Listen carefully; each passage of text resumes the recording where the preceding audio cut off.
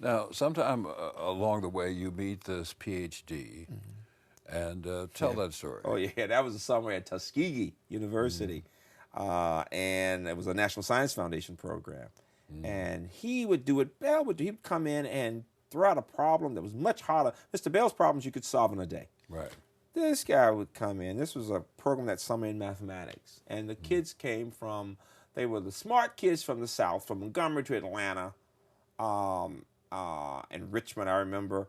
And then there were all these really smart kids from northern schools, and some from private schools, some very prestigious private black schools, and then private white schools.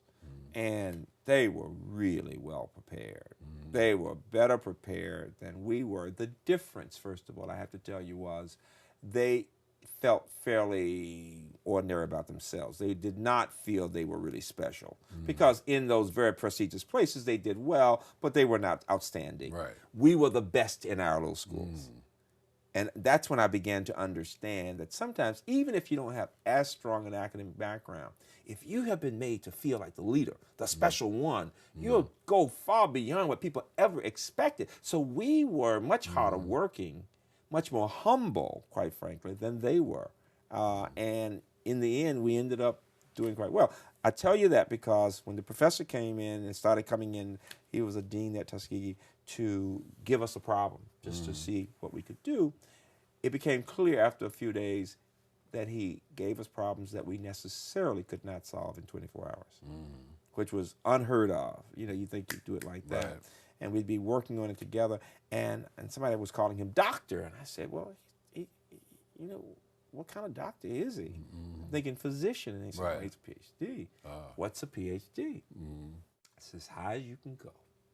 That means you know a lot. People look up to you, and I said, aha, that's because I knew I didn't want to be a physician because I don't like blood. So Yes, that would be a barrier. I'd already said, no, I don't like working with dead people, and I don't like blood, so I can't do a physician thing. No, I don't want that.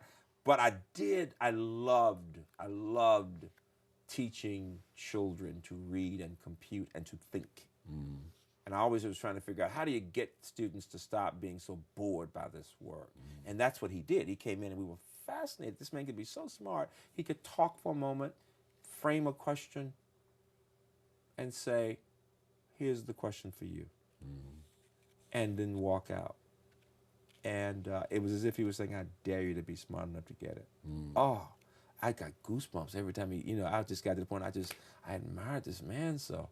And so much so that you began looking at yourself in the mirror every day. I said, that's what I'm going to do.